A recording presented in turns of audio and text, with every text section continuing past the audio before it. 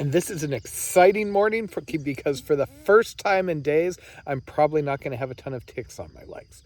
Also, Taters is kind of sad because we're out of the forest, but and not awake. So we camped here on the non-farm side of the levee. I believe this is the Big Muddy River on our left, which goes into the Mississippi in only about a mile. And I've done this sort of thing before. It's public land, and I was fine talking my way out of it if anybody saw us, but you're pretty safe from view down here just because of the slope. Unfortunately, as you can see, it is also pretty damn wet because we are down by a river. So everything's going to be soaking as we put it away. This is the back of my Jolly gear. Basically the creases are starting to split. I think whatever this particular model is, the red topo print, it's not quite as durable as the ones I've had before. So this is what it looks like behind that vegetation wall on the levee. Almost came in here, except I'm not really worried about being visible on the levee in the circumstances we're in. Also, the rivers have all been really high and raising, and I have a lot of caution being anywhere near potential flood zones when we set up camp. You don't want to wake up with water pouring in the door. And that is a sight. We actually debated just finishing the 5 or 6 miles into Ground Tower last night. Problem is, once we had made it into Ground Tower, there wasn't really any place to stay. This worked. Somebody actually drove by a little while ago and they couldn't even see us down there. And even if they did, I doubt anything's gonna happen. This is all public land and there's nothing posted about, oh, you're not supposed to be out here. I could actually hear barges a little while ago motoring up the Mississippi. From here, it is going to be a little more urban for a while. We basically have 100 miles, maybe a little more, to get into in St. Louis. And then once we are into Missouri and out of the city, it looks like the Katy Trail actually is most of the crossing of Missouri, kind of similar to how river to river was most of this state. My understanding is the Katy Trail is more of a bike trail. So we'll see. On one hand, that means it's usually pretty clear. We won't have to worry about a lot of ticks, anything else like that. On the other hand, my mind jumps back to the issues on the C&O and, you know, that guy trying to get into my tent and just all the various traffic. But from the little bit I saw of it when I stopped at a Trail Angel on the way out here, driving out here, it looked nice and like there would be forested camp spots. So that should make Taters a little happier. And we want Taters to be happy, even if she is not very awake this morning.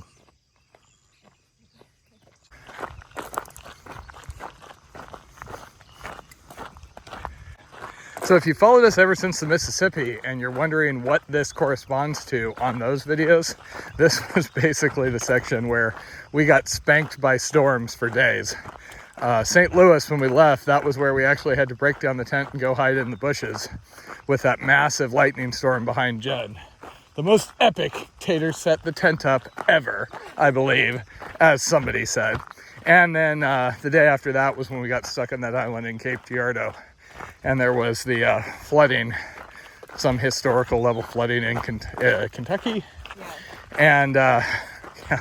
And we were very lucky that I insisted we set up on a small rise on the beach. And that was pretty much the most worried I've ever been that I was likely to get struck by lightning because we had no cover we could get to. We actually tried in the middle of the night, running around naked, trying to get to bushes, and it didn't work out well. And one might think that we were going... Yes, it is a bird. Yes, one might think that we were just going to try and repeat that and maybe get like tornadoes, big lightning storms. But no, this time we're not going to repeat the old hits. We're going to go for new hits, heat advisories. And it is going to be another warm one today. So this is one of the places I saw on the satellite and the only one before Grand Tower that we thought might have water. The problem that Jen found last night was there was a house that had nobody home and a hose with questionable water. And then the other one was kind of like this that had a lot of farm equipment. And the house, which you can see in the background of this one, she said was visibly abandoned. Much to Tater's dismay, we have traded the constant ticks on Matt's legs for umbrellas. But we are making good time, and there are cold drinks ahead. So this is Grand Tower. This is where we passed that Tower Rock, which we were not overly impressed by when we came through on the Mississippi between St. Louis and Cape Girardeau. For us, we were moving really, really fast then, just due to the floodwaters and everything. So we were doing like a 50-mile day. We probably have at least a couple of days till we're in St. Louis proper. Other than the heat, which we kind of know how to deal with as we can. The bigger stressor at the moment is just water availability, since we did kind of get burned last night. We were coming into this town kind of thirsty. And it looks like, per Tater's checking the satellite map, that we're going to be in a more remote area again. And we're not sure how many of these farmhouses are actually still occupied. And right now I am on the tightrope of anticipation versus anxiety, because this place up here is our one opportunity to get food, coffee, etc. And if they're closed, we're kind of SOL and just getting water out of somebody's hose. Behold, breakfast with Taters. We missed breakfast apparently. That was the most disappointing thing since Skittles introduced that horrible sour apple flavor on those dark 5 years or so. You weren't just disappointed about that, you were furious about that. Yeah. They were out of coffee. She wouldn't make more coffee. They were out of breakfast sandwiches. She wouldn't make lunch sandwiches for another 2 hours. So yeah, we ate donuts and drank soda. Breakfast of champions. So okay, no food, no coffee. There is a restaurant in like 10 miles, which would be perfect with heat of the day, except that restaurant is closed on Monday. And of course, this is Monday, so it is what it is. On the plus side, we don't have to worry about being distracted by too many water sources. It's going to be really exciting. Just lots of walking, and the less water you have, the lighter you get, the faster you go because you're dehydrated. I'm just doing what I can to cheer Taters up here, because she's all like, oh my God, we're gonna die of dehydration. So the funny thing is, I actually remember seeing this Mississippi River Museum on the Google map as we were paddling by, but you know, we were out on the river over there and it didn't make sense to come over here. And good thing we didn't try and go over, because it's basically not open. I think that lady got you sick at the gas station yesterday, but oh, and behold, Tater's death while overlooking the Mississippi. Man, that water is moving. They've been having really high water lately. So I didn't even really notice it, but that is Tower Rock that everybody got so excited by. Now, when we were there were a whole bunch of exposed rocks off to the left. Like, it was too dicey to try and paddle around it. I've heard from a few people on the river this year that they are moving significantly faster. So yes, other than the gas station of unfriendliness, not much here to Grand Tower. We're gonna try and hit the RV campground on the way out of town. And then onwards into the heat. The next big goal is the town of Chester, 40 some miles away. They have a hotel, so that's what I'm telling myself. If the heat gets too bad, at least we have an air-conditioned break we can look forward to tomorrow night. The river to river trail does start/end here. My one kind of regret on this section is, in retrospect, if I'd realized how much of the river to river we were doing, I would have at least seen if I could have done that initial part. Then I could have had that one kind of checked off. I mean, we've done most of it. It's not likely it's something I'm going to come back and do again. So yeah, it would have been nice. And like I said, we did the pretty much vast majority. We did High Knob to Grand Tower. I think there is 2 different starts that we could have done to kind of earn the patch. Jen is actually pretty nervous about the heat issues today. The plus side of me being contrary by nature is when Jen starts getting really worried about how rough the heat is and the exposure and everything, I just get unreasonably positive. Versus when it's pleasant and she's really happy, my contrary nature goes the other way. So I think I'm going to start volunteering with like depressed suicidal people for my own mental health. That bathroom makes you think you can survive anything heat-wise, because it was so hot in there. I walked out into the blazing heat advisory here and went, ah. I just keep reminding myself I can survive anything as long as I'm with you. I actually did tell her something similar, but it was that I was pretty sure she would be the second to last person to die. So I feel invulnerable because she's still here, so I know I'm good. Teamwork makes the dream work, Blondie.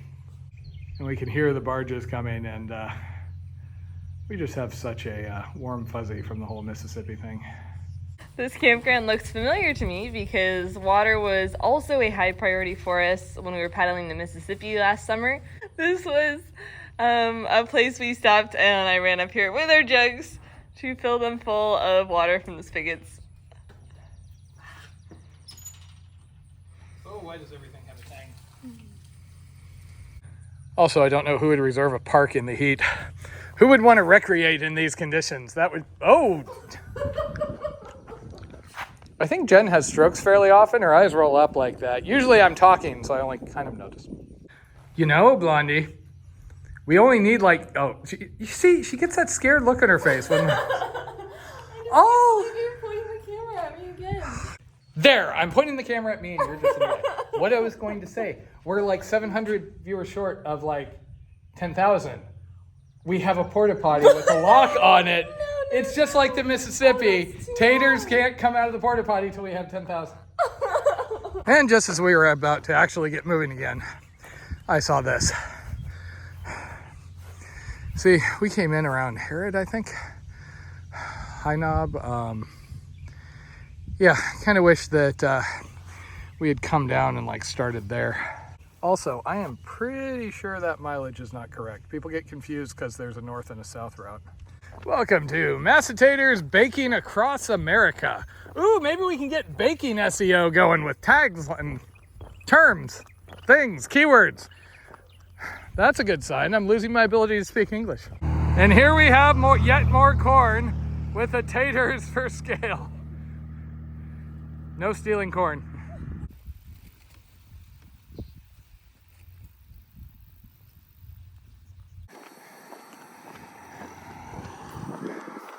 They just asked me if I had car trouble and wanted to make sure I understood that heat index was going to be 109 today.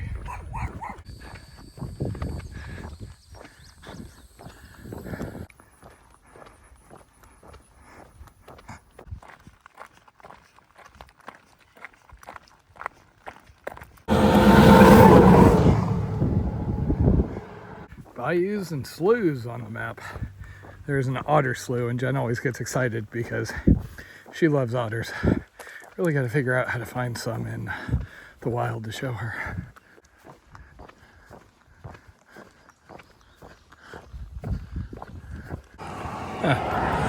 This was listed as a pipe spring, and it seems like it actually is.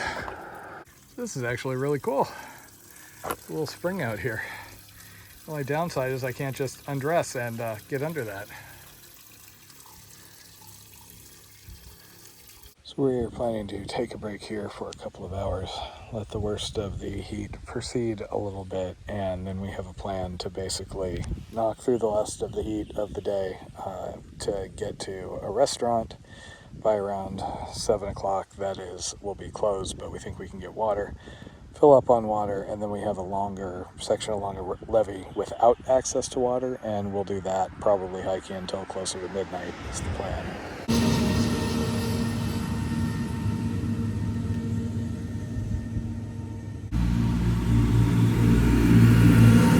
So it is now a little after 4 p.m. We spent the last 3 or so hours trying to doze off in the yard over here, trying to ignore the loud traffic noise.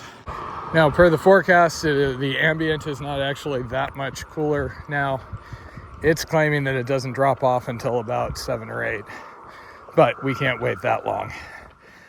We do have a goal here, like I mentioned earlier. Our goal is to make it to Chester tomorrow so we can miss the worst of the heat advisory inside of a hotel. To do that, we have about 33 more miles to go. The initial 7 miles or so, we don't have to carry that much water. There is a restaurant that is not open. We're going to go there, get water, hook or crook. There's multiple houses, so we should be able to find somebody. And then after that, we have about a 15-mile dry carry. Ideally, we make it most of that 15 miles. There's a park at the far end that we could stay at. If not, we stay on the levee. But regardless, timing-wise, our plan is to hike until midnight. This is not normally something we do. I've just found it to be too disruptive. I've done a lot of night hiking over the years. Back when I used to do peaks, I even intentionally led a couple where it's like, okay, we start at sunset and hike up to Santiago, come down at like 2 in the morning. But like I said, it tends to be pretty disruptive. You lose a lot of the views and kind of uniqueness walking at night. You do see some cool critters and things like that.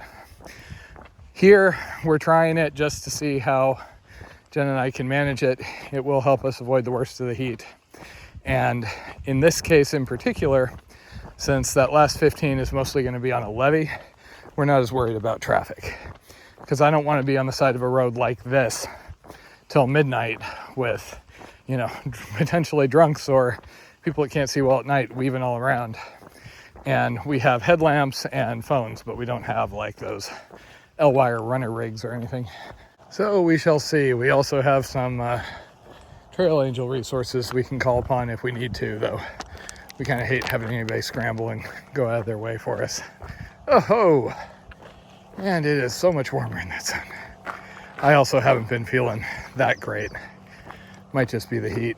Jen was having it last week where when it was so warm, she was just feeling just the slightest bit nauseous or queasy and run down.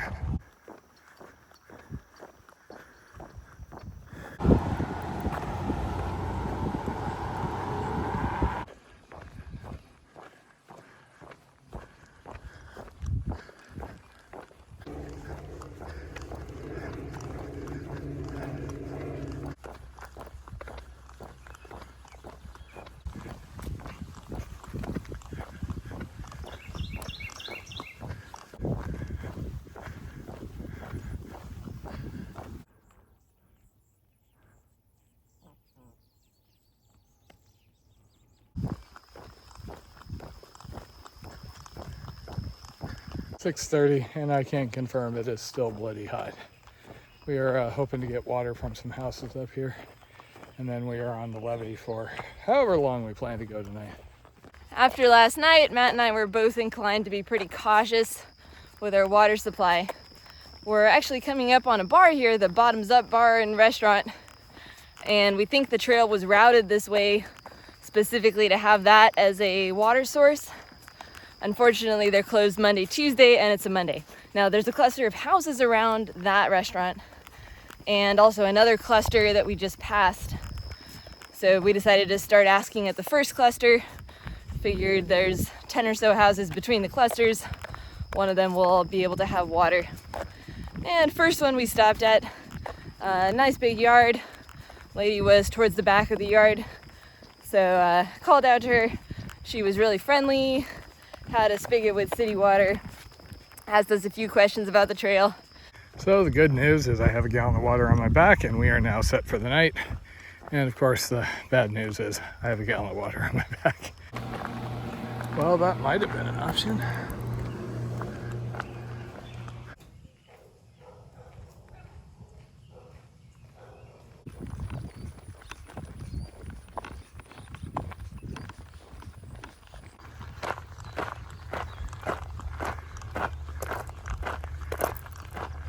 8 p.m. It finally got cool and we were getting a snack on the levee, and wouldn't you know, the moment we set up here, a car comes by. It did finally cool off at long last. It does take till about 8 o'clock until you really get a break. And as long as that sun is up, it is bad. Tomorrow is still showing as significantly worse. I also got high humidity and that glorious combo of heat advisory plus potential isolated severe thunderstorms. So we're going to have a lot of fun, but we just booked a hotel in Chester. So right now we've got 20 some miles, I think, to get there. And our plan is to try and get as many as we can tonight, hiking after dark. The big trick is actually going to be finding a campsite, since we have to do dispersed sites, but we'll figure something out. And then we're going to just roll out of bed at 4:30, 5 o'clock, whatever time we think it's safe to walk that road, since we're on the 3, and just book it into town before the worst of the heat kicks in.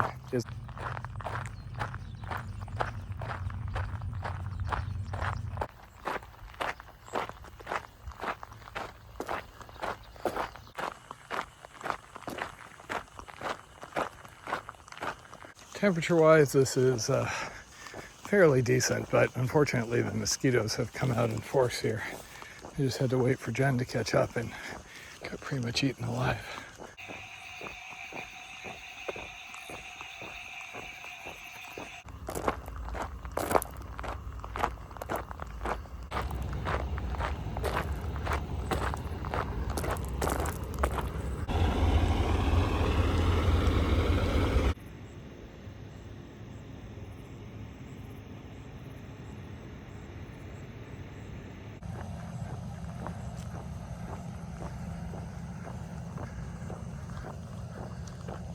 Part of the fun of hiking at night like this is seeing the eyes off in the bushes watching you.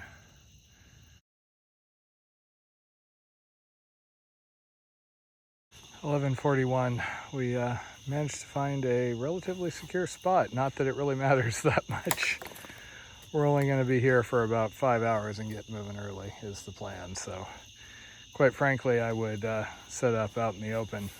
Our first extended night hiking on the ADT was actually pretty nice overall. Lots of watching just thousands of fireflies flicker on and off in the trees, beautiful stars, and had the levee road pretty much all to ourselves. It was really quiet and peaceful for most of it, but we did get mobbed by mosquitoes whenever we stopped. It's almost midnight. We're pretty exhausted. We're gonna catch just a couple hours of sleep and then start out right around dawn tomorrow.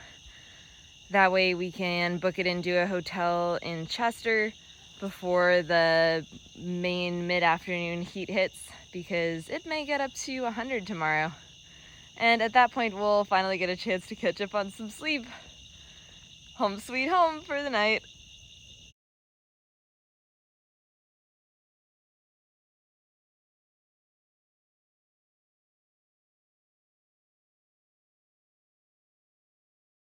Sources of potable water became fewer and far between.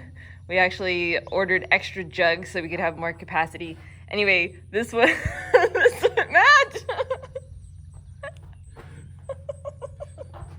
Too easy. You said jugs. Obviously, I was thinking orange juice jugs. This is my I would really like a jug of orange juice motion. She's delirious due to heat. It was that porta potty, wasn't it? Breathe. Good thing I have training on coaching people to breathe, huh? Anyway,